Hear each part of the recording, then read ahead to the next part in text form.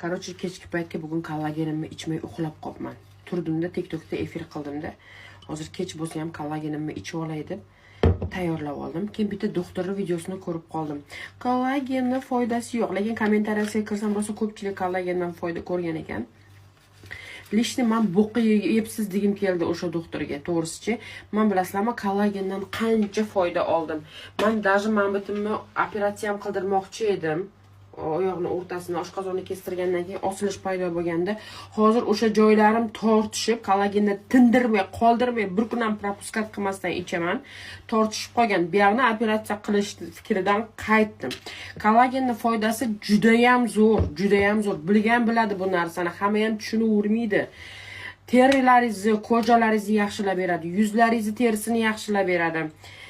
Terini tortib ozishingizga yordam beradi. Ozayotgan odam обязательно kollagen ichish kerak. Kollagen